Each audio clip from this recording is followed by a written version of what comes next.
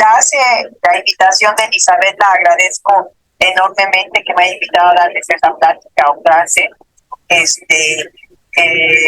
Tengo el gusto de trabajar con Miriam Bobadilla hace ya muchos años y bueno, tengo un gran cariño por nutrición por diversas razones.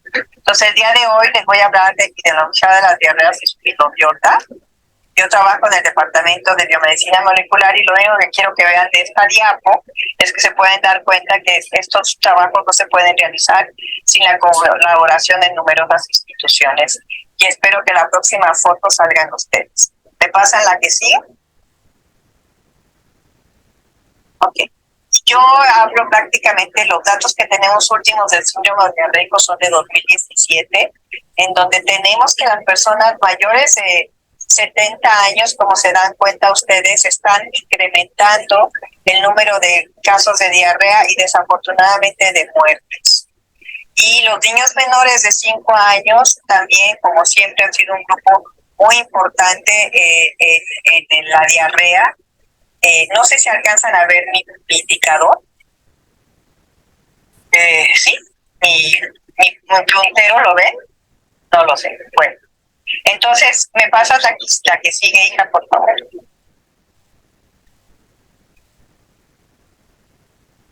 Bueno, en México, de los datos que tenemos para 2019, eran los datos mundiales, tenemos que las enfermedades diarreicas siguen siendo sumamente importantes, como verán en el recuadro azul, en el grupo de 1 a 9 años. Obviamente tenemos un grupo muy importante de menores de 1 año, pero particularmente quiero que hagan énfasis y se den cuenta de la importancia de hacer el diagnóstico adecuado de las diarreas, sobre todo en el grupo que ha pasado a la tercera edad. De los 60 en adelante tenemos un incremento considerable de casos de diarrea que no son atendidos y es el grupo en donde se están incrementando las muertes en este país por casos de diarrea. Me pasan la que sigue, por favor. Obviamente, el síndrome de diarrea es un como buen síndrome que está constituido de varios componentes. Y esto es lo que llamamos la famosa triada ecológica, en donde ustedes tienen el hospedero, o sea, nosotros, en donde tienen al agente patógeno y a donde tienen ustedes el ambiente. Y estos tres factores son fundamentales para que se lleve a cabo el síndrome de diarrea. Como ustedes bien saben, las enfermedades son la excepción. Lo vimos claramente con COVID, a pesar de ser una población ahí. No todo el mundo se infectó y a pesar de que todo el mundo a pesar de que se infectaba, no todos se morían. Es decir, la enfermedad tiene que encontrar un sujeto susceptible en condiciones ambientales que incrementen también su susceptibilidad. Me pasan la que sí. Ok, entonces tenemos las condiciones sanitarias y la estacionalidad del ambiente. Es decir, ustedes como químicos saben perfectamente que las diarreas virales se caracterizan por estar en la fase de invierno y las diarreas bacterianas las tenemos mucho más asociadas al periodo de verano, aunque en el fondo siempre tenemos diarrea bacteriana. Otros factores importantes es la edad del sujeto, el género, sí. El estatus nutricional es fundamental, como veremos al final. La dieta, lo que está ahora súper de boga, la microbiota, el estrés que les digo y el uso de medicamentos.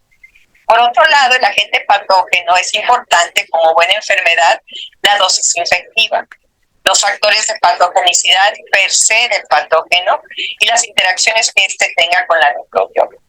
¿Me pasan la que sigue?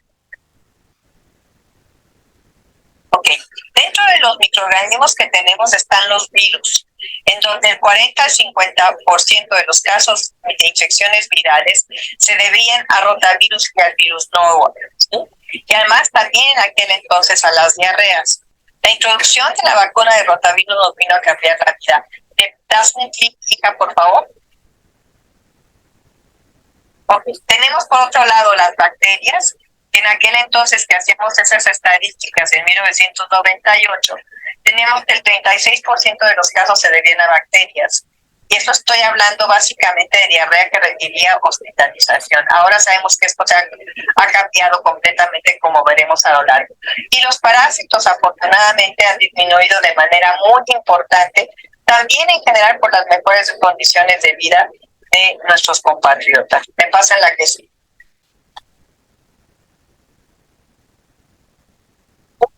Okay. Yo he trabajado por muchos años con un grupo de bacterias que se llaman los patotipos de Escherichia coli diarrogénicos. De estos, les voy platicando de ellos rápidamente. Empezamos con EPEC, que es Escherichia coli enteropatógena, que se caracteriza por tener una fibra que denominamos BCP y se caracteriza por producir una lesión de adherencia y empacelamiento, precisamente por esto que van a ver ustedes en la formación de este pedestal, que es maravillosa esta bacteria, es capaz de translocar al hospedero su propio receptor para formar precisamente estos pedestales, tomando control del citoesqueleto del hospedero. Si le das un clic, hija. Ok, tenemos la Escherichia coli atípica, la cual no presenta las fibras BCP y que solamente presenta la lesión de adherencia y empacelamiento. Enseguida tenemos a la famosa, a las bacterias enterohemorrágicas, que son capaces de producir la lesión de adherencia y empacelamiento, pero que además son capaces de producir las toxinas Shiga. Y esto las ha hecho altamente virulentas. Le das un clic, hija. Pero tenemos todo un grupo de bacterias que no tienen la capacidad de formar el pedestal y que son capaces de producir solo toxinas Shiga, las cuales están mucho menos asociadas con brotes y que son las más comúnmente encontradas en México. Por otro lado, tenemos a la famosa Escherichia coli enterotoxigénica, altamente asociada con diarrea del viajero, que puede producir simultáneamente dos toxinas o una u otra, ¿sí? Que es la toxina termoestable y la toxina termolábil. Esta toxina termolábil es indistinguible por anticuerpos de la toxina de cólera. Quiero que lo recuerden, ¿sí? Y se une igual y hace toda la señalización similar a la toxina de cólera. Por eso la diarrea del viajero está asociada con altas evacuaciones. Después tenemos a la E. coli enteroagregativa, que es la que van a ver con estas bacterias formando un biofilm en la superficie a través de sus fimbrias, los cuales producen numerosas toxinas y en su conjunto conllevan a causar la diarrea. Luego tenemos a la E. coli enteroinvasora, que es la única E. coli que invade. Es prácticamente, chicos, indistinguible de Shigella. Tiene la misma isla de patogenicidad, donde está incluido YAL, donde está el plásmido YAL, con todas sus características, y también pasa de una bacteria a otra.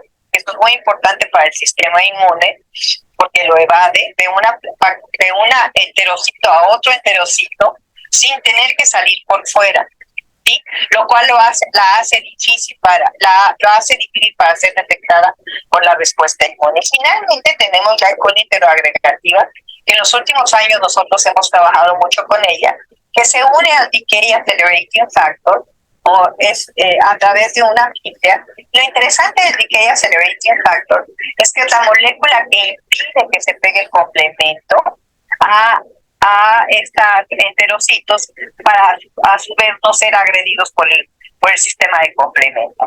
Luego forma una estructura en donde va a engolfar, hagan de cuenta, la bacteria, y aunque esta no va a estar adentro del enterocito, obviamente nuevamente va a ser difícil barrerla por los movimientos peristálticos. Me pasa en la que sigue, por favor.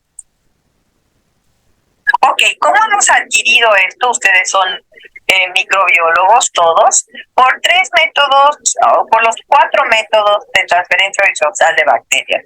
Los clásicos, de hace mucho tiempo, que son la transformación a través de plásmidos, la transformación a través de DNA libre, la transducción a través de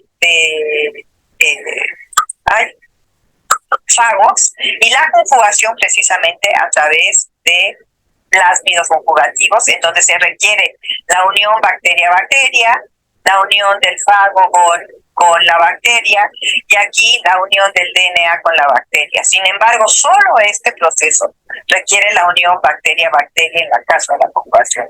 Y ahora también tenemos a nuestros queridos exosomas, que como ustedes saben, son estructuras que pueden contener, liberadas por la bacteria, numerosas cosas.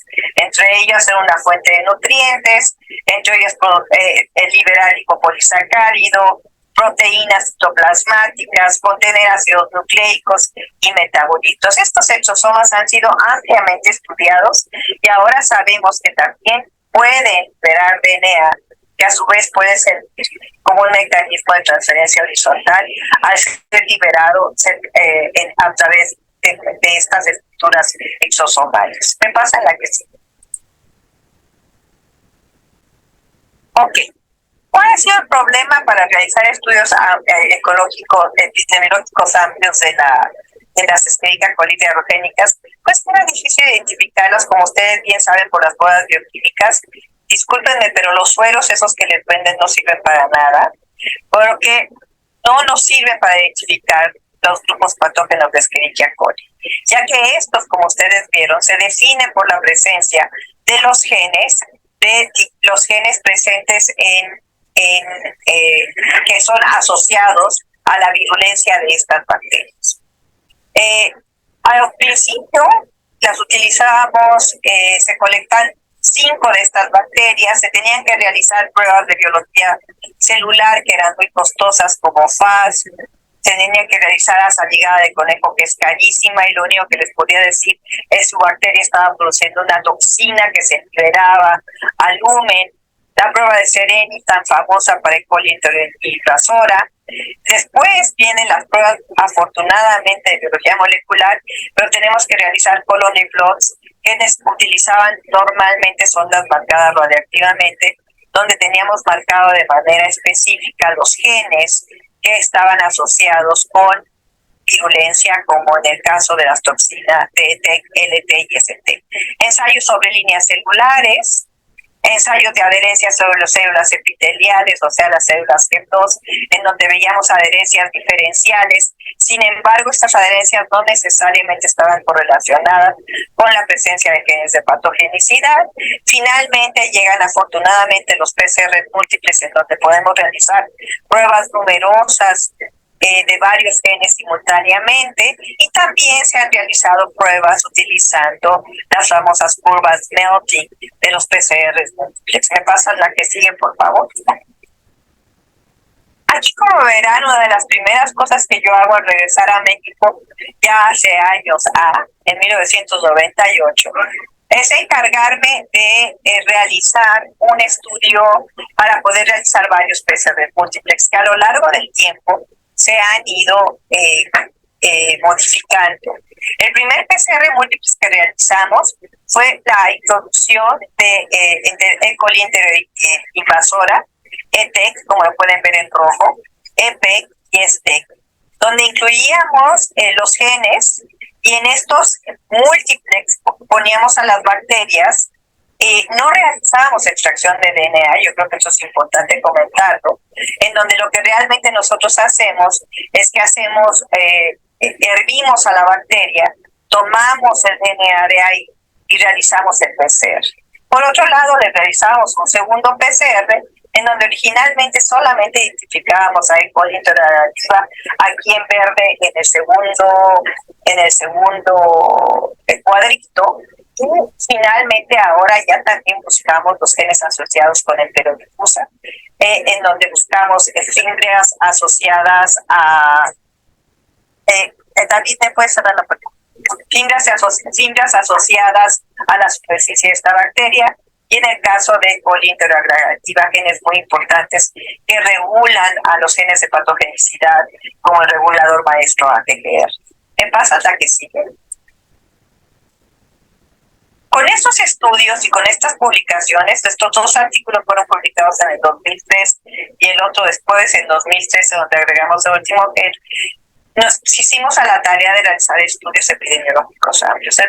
Uno de los primeros estudios que realizamos es cuando se acercó a mí el doctor Kurt Locke y me pidió si podíamos participar en una colección enorme de cómics, donde habían hecho un estudio durante 2 años colectando muestras de diarrea de niños que vivían en estas zonas conurbadas de la Ciudad de México, que ahora no las reconocerían ustedes. Estos estudios se realizaron en los 90. Entonces, ¿qué fue lo primero que encontramos? Que la inmensa mayoría de los niños eran del sexo masculino, ¿sí? La inmensa mayoría estaban de 6 a 12 meses porque se reclutaron niños menores de 1 año durante el estudio y obviamente estos llegaron a casi 2 años. Los niveles de educación de la madre, como buen estudio epidemiológico, es importantísimo tenerlo. La mayoría de ellas habían completado la secundaria, en su conjunto habían completado casi toda la preparatoria, habían completado la secundaria, pero muy pocas de ellas habían completado después de la secundaria. Estoy hablando de finales de los años 90. Esta es una ciudad perdida afuera de la Ciudad de México. Después, ¿cuáles eran las fuentes de agua? Sí, no había agua dentro de la casa, había fuera de la casa o no tenía de plano acceso a agua potable. ¿Dónde se localizaban los baños? Solamente dentro de la casa el 33%, como era de esperarse el 63.5%, y en el mejor de los casos no, en el peor de los casos no eran letrinas, sino nada más en un lugar en donde había un cubo y iban a defecar, y no había baño, o sea, 2.18, es decir, defecaban al aire libre. ¿Qué pasa la que sigue?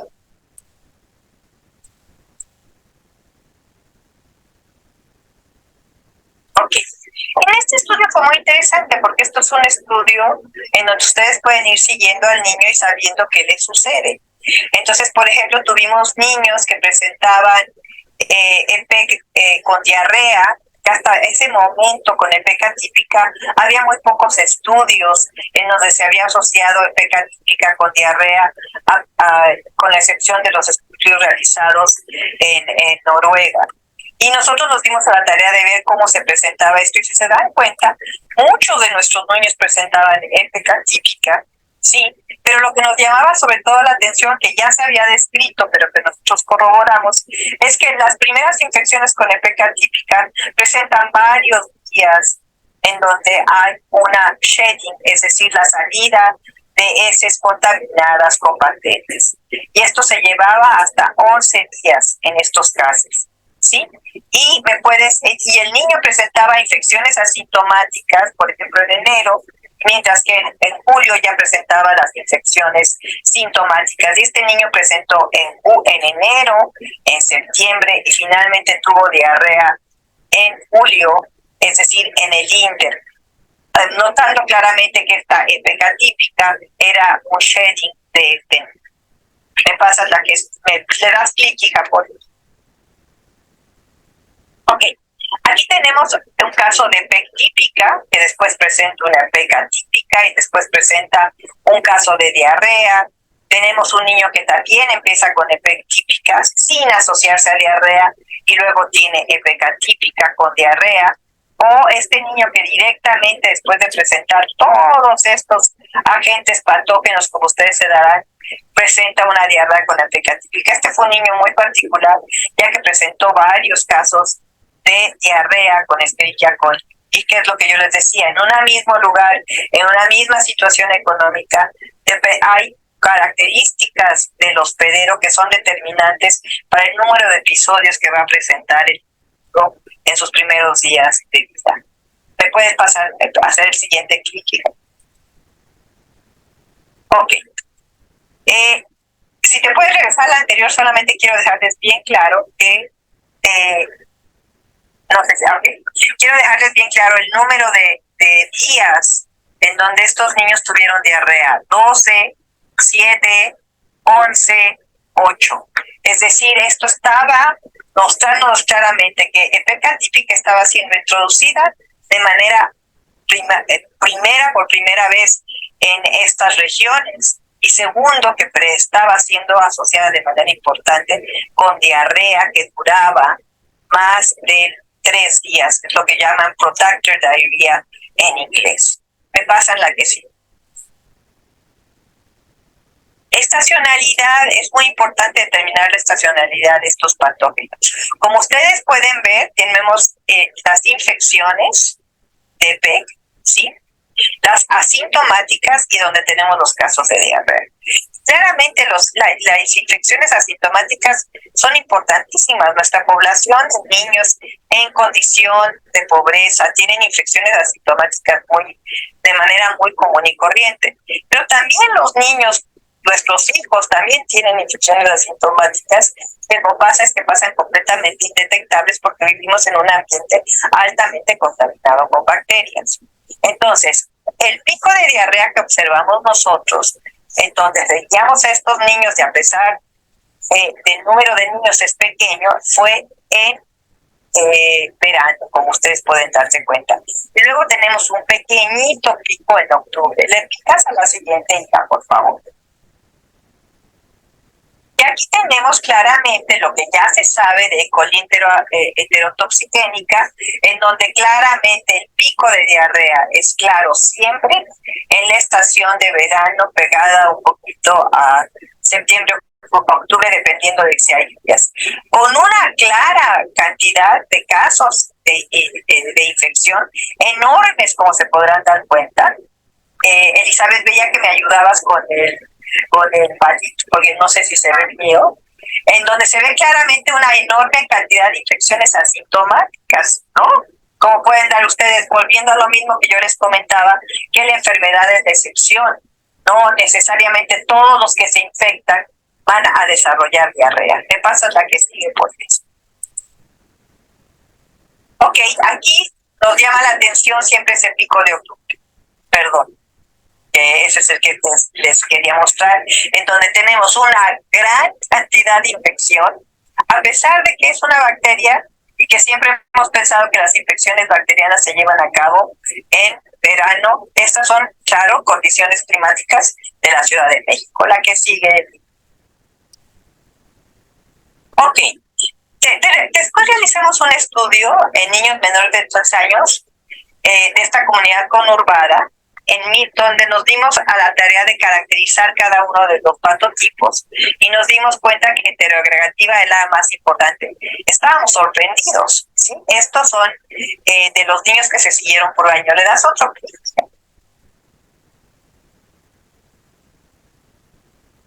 ¿Otro clic?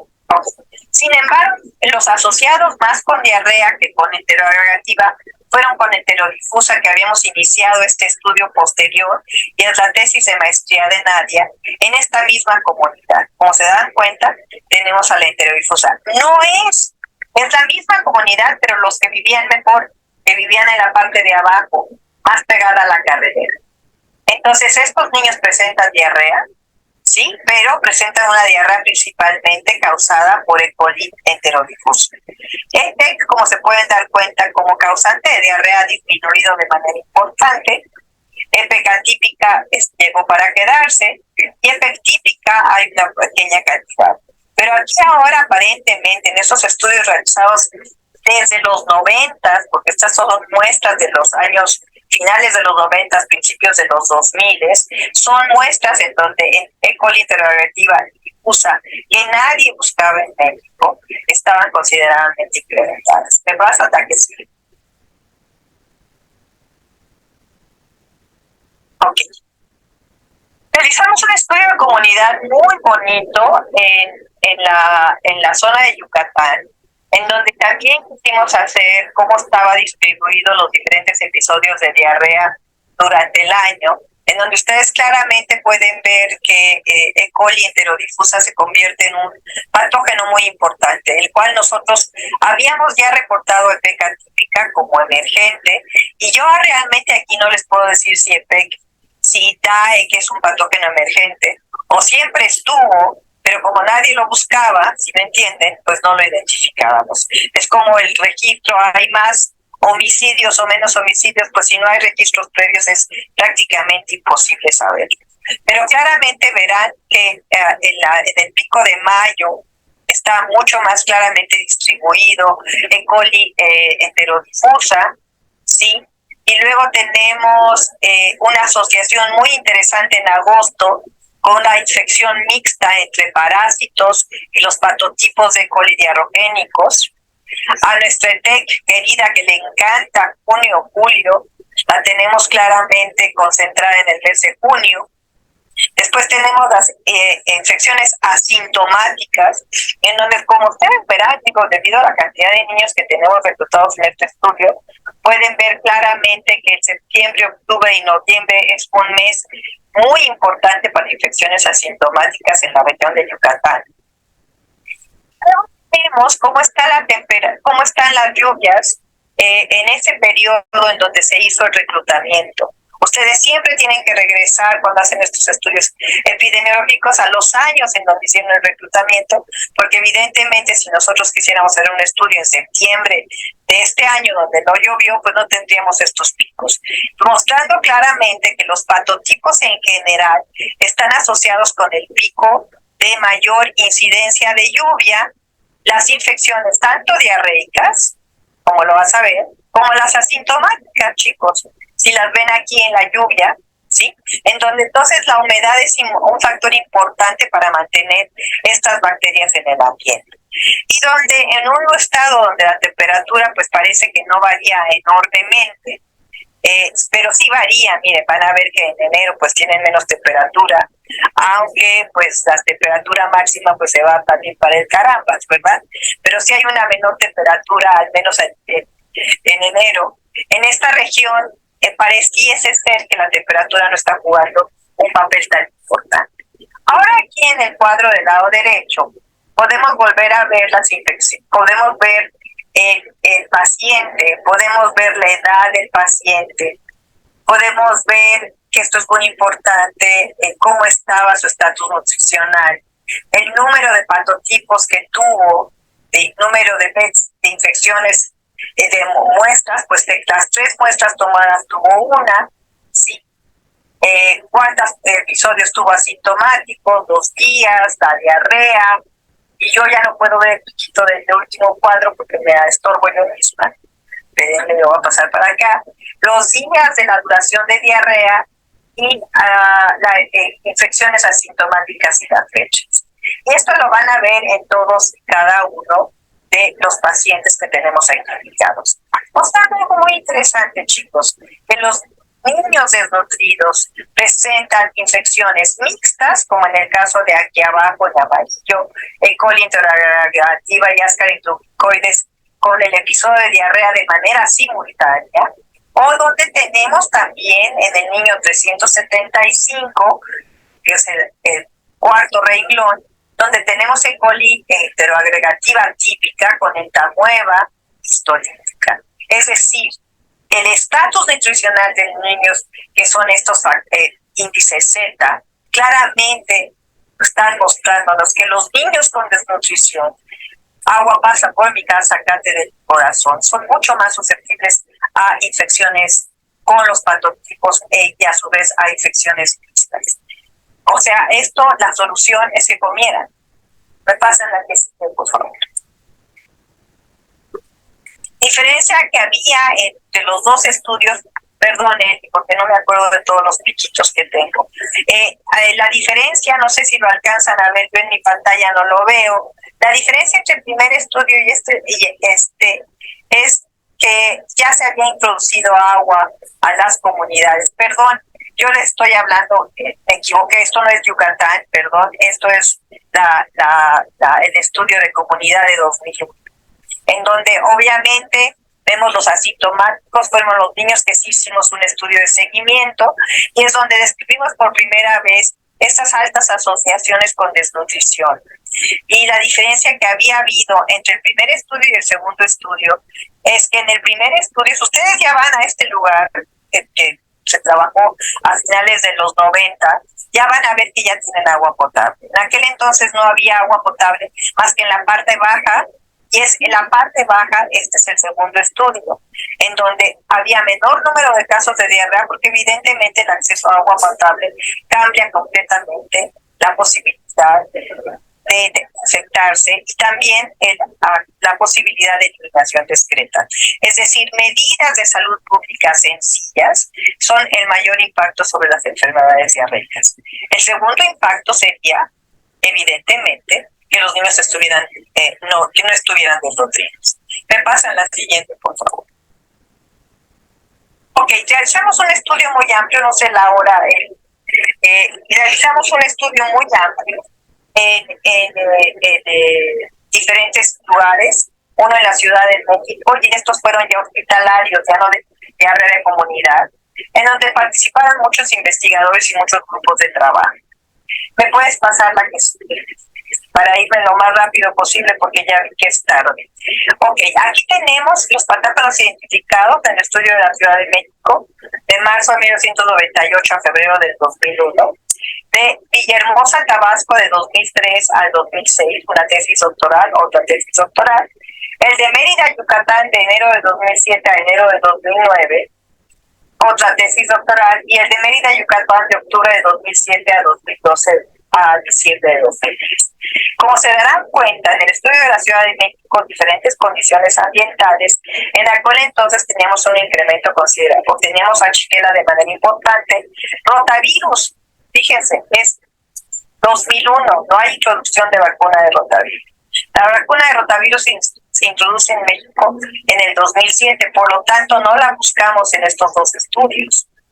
En 32% de los casos eran causados por rotavirus, las diarreas, pero sin embargo vean el incremento de los patotipos de Escherichia coli en Villahermosa, Tabasco, y en donde el número de casos de Shigella es considerablemente menor. Es decir, los patógenos tienen una distribución geográfica, ¿sí? Y una distribución con respecto a temperaturas. Los dos estudios de Mérida, nuevamente Shigella disminuye, ¿sí? Y sin embargo incrementa de manera importante. Siempre hemos sabido que Salmonella es un patógeno sumamente importante en la península de Yucatán. ¿Sí? Me pasa la que sigue. Por otro lado, volviendo a la anterior, ya que están ustedes en nutrición, quiero hacer énfasis en esto. Campylobacter, la prevalencia de Campylobacter es bajísima. ¿Sí? Quiero que vean esta diapositiva, la anterior, hija, por favor, perdón.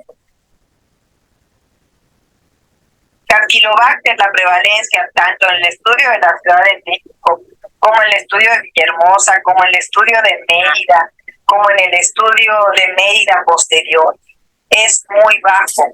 Mentira que Campylobacter es la principal agente patógeno causante de diarrea bacteriana. El principal agente causal de diarrea bacteriana en niños en México que requieren hospitalización y de comunidad son los patotipos de Escherichia coli y arrogenicos. Esto creo que es muy importante que ustedes lo sepan. Por lo tanto, yo les pido, les suplico que si identifican E. coli en sus laboratorios cuando hagan los estudios, por favor, con gusto, nosotros se las podemos analizar para decirles si son patógenas o no. Esto es un ofrecimiento abierto. Ok, claro que sí. Esto es la distribución de los patotipos por regiones, en donde en aquel entonces, pues casi todos estos estudios solamente realizamos la búsqueda de 5 de los patotipos: heteroreactiva, epecatípica, epectípica, que lo ponemos como uno de los patotipos, Shiga toxin, sí, colítero invasora, y estos eran los porcentajes que fuimos encontrando. En el Distrito Federal el 55% eran heteroreactivas, digo el 41%, el 52% en Villahermosa y el 45%. Es decir, el patotipo más importante ya se había movido hacia heteroagregativa, a pesar de ver un claro incremento en la epecatípica a lo largo de todos estos años. Es decir, la epecatípica disminuye de manera considerable, también disminuye, lo cual nos llama de sobremanera la atención. Por eso se tienen que hacer estudios epidemiológicos al menos cada 10 años de búsqueda intencionada de patógenos. Le das un clic, hija. Ok, En el único lugar donde realmente pudimos hacer un estudio, acuérdense que esta es diarrea que llega a hospitalización por la severidad del caso, es decir, llegaba a las unidades de tratación oral, las cuales han tenido el mal gusto de desaparecer. El 81% de estas muestras en este estudio fueron debidas a E. coli enterodifusa, este nuevo patotipo de coli que nosotros introducimos y empezamos a buscar. ¿Me pasas lo que sigue? Ok, esta es la distribución de los patotipos de Escherichia coli en el estudio de la Ciudad de México, que fue un estudio en donde habían colectado cepas de estos 3 hospitales y han realizado sus correspondientes estudios clínicos y teníamos todos los datos clínicos de los pacientes y se guardaron.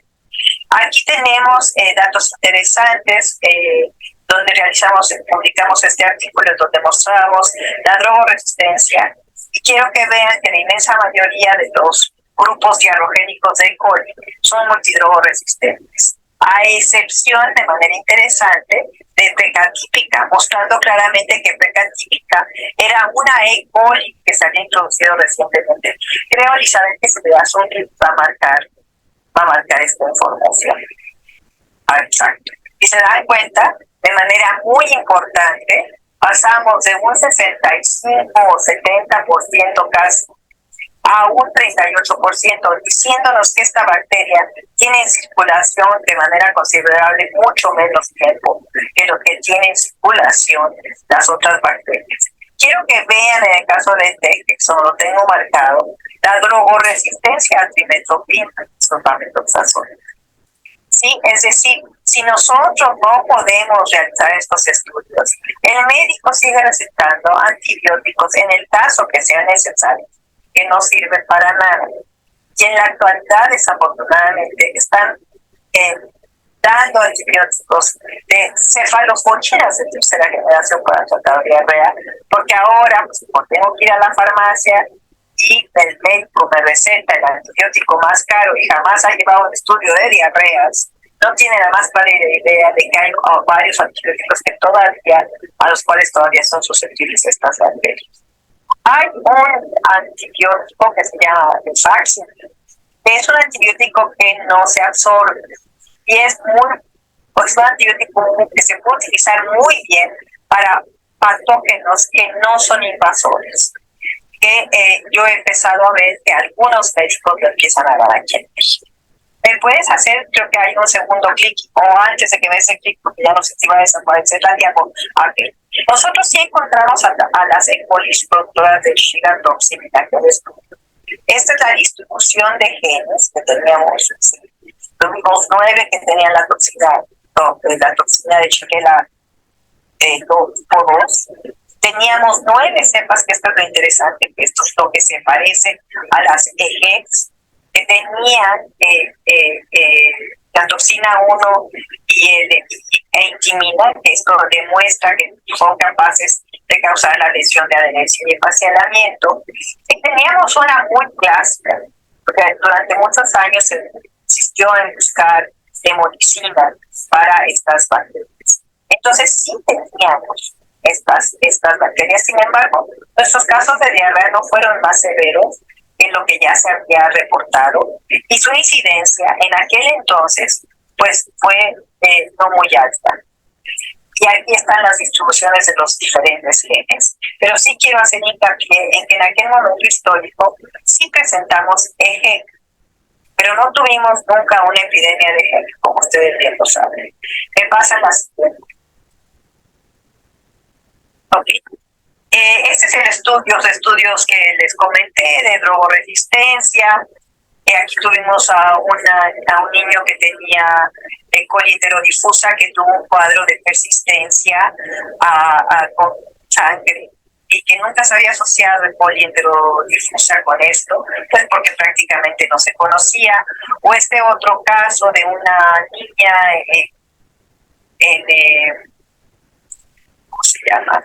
En Tabasco, donde se realizó este otro estudio, en donde el rotavirus tiene la tendencia de abrir los espacios intracelulares, entonces incrementó la invasividad de Escherichia coli enteroinvasora, y pues en un niño una severa disentería altamente asociada con E. coli enteroinvasiva, pero asociado a la doble infección con rotavirus. Les digo, hemos podido documentar estos casos. Nos daría mucho gusto que más personas de más sitios se realizaran estos estudios epidemiológicos. Me pasa la que sí. Bueno, este es el último estudio, este es el estudio de 2015, en donde nos dimos cuenta en el hospital. Este es un estudio con mi amiga colaboradora de Mérida, Yucatán, la doctora Musaren Sairi, que desafortunadamente la Secretaría de Salud le quitó su laboratorio y ahora ya se encuentra de regreso en su país de origen, Estados Unidos. Entonces tenemos E. coli enterodifusa, E. coli enteroagregativa típica, EPK típica. Para ustedes no son más que nombres, lo pueden ver con detalles. Todos los artículos se los podemos enviar con mucho gusto. Esto es muy interesante. Tenemos infecciones mixtas con más de un patótipo que van ahora por arriba de las infecciones por ET. Tenemos infecciones híbridas, que quiero decir, es un patógeno, es una E. coli, que no solamente presenta características de TEC, sino algunas veces las encuentras con algunos otros genes asociados a alguno de los otros patotipos. Pues estos no tienen ninguna fidelidad, ¿okay? Son muy promiscuos y luego muy poca infección con este. Esta no era una TEC, y un caso también con E. coli interinvasora. Difícil de identificar E. coli interinvasora porque esta E. coli en general no es lactosa positiva, es lactosa negativa en general. Me pasa la que sí.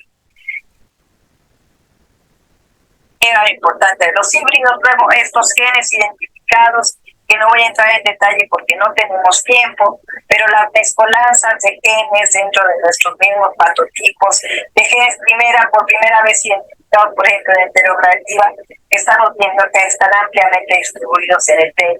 Es decir, no hay una característica única. Muchos de estos genes de violencia se han incorporado de manera importante a varios patotipos de colidiarrodentis. Me pasa la vez. Ok, este es el último estudio que realizamos de niños con diarrea en una unidad de rehidratación, también con mi amiga Musa, en Mérida, Yucatán. El estudio de Tabasco también es con una amiga mía. Es decir, chicos, háganse amigos. Mi amiga Leoba, compañeras de la secundaria de hace 10 años, que trabaja en el Hospital del Niño, y mi amiga Musa, que nos conocimos de casualidad en un congreso de infectología. Aquí tenemos la inmensa mayoría de los niños tiene infecciones con 2 patógenos, ¿sí? 92 y 56. ¿Okay? Es decir, tenemos infecciones dobles y tenemos después con 3 patógenos, como verán, 4 patógenos, 5 patógenos y 6 patógenos. Después tenemos infecciones simples, principalmente debidas a patotipos, como verán en el centro 100 del color púrpura. Fíjense, ya estaba la introducción de la vacuna de rotavirus. Sin embargo, rotavirus sigue causando casos de diarrea. Lo que pasa es que lo que ha disminuido la vacuna es la severidad del caso de diarrea. Ahora, como este estudio se realizó cuando apenas se iba a introducir la vacuna de rotavirus, algunos de nuestros niños no estuvieron vacunados, sobre todo los grandecitos, porque este estudio se realizó de 2010 a 2014. Entonces, los grandecitos sí estaban vacunados y los pequeñitos no. Entonces, sería interesante hacer una distribución de la presencia de rotavirus por edad. Luego tenemos una shigella de manera importante, en donde nos llama la atención este surgimiento de esta shigella en el estado de Yucatán. Inclusive se va por arriba de salmonella, chicos. Tenemos Campylobacter, cisto, está presente, pero no es la bacteria más importante. Luego tenemos parásitos. Todo esto, recuerden, es diarrea que requiere que el niño vaya al hospital. La mamá ya le dio toda su terapia, en su casa es incapaz de detener la patogénesis.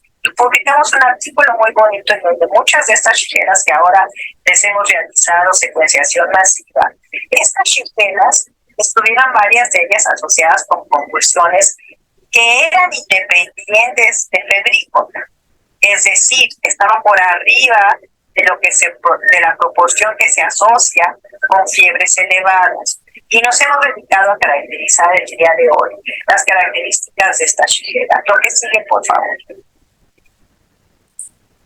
La diapositiva que sigue, corazón. Ok, esta es la distribución que tuvimos, enterodifusa, claramente mostrando con gran importancia, coliteroagregativa, etecatípica, etectia muy disminuida. Eso no quiere decir que el TEC no esté prevalente, porque los viajeros siguen viniendo a México y se infectan con el TEC, pero porque acuérdense que son naíves a esta infección. Nunca han visto el TEC. Y después tenemos unas infecciones muy importantes mixtas entre los dos patógenos.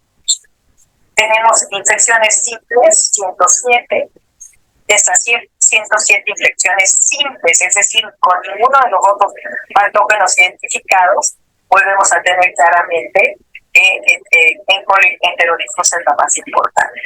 ¿Me pasa la que sigue, por favor? Bueno, yo creo que ya no voy a poder llegar a toda la otra parte, pero sí quería mostrarlos de las acciones epidemiológicas. Este es un estudio de la Ciudad de México, en donde los hábitos de higiene y las diferencias significativas entre infecciones mixtas. ¿Se acuerdan que yo les había hablado de las infecciones mixtas y simples? Es decir, si un niño tiene una infección mixta, uno esperaría que estuviera más enfermo, que tuviera una mayor asociación. Sin embargo, no hemos visto esto, pero lo que sí hemos visto es que las infecciones simples con patógeno se asocian de manera importante con el no tener agua potable adecuada. ¿Sí? Es decir, un niño tiene 4 veces más probabilidad de tener un patótico de Escherichia coli. ¿Sí?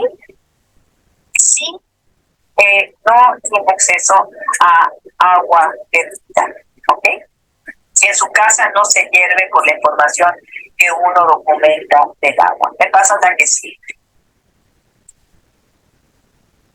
Y bueno, esto es para mí una de las más tristes.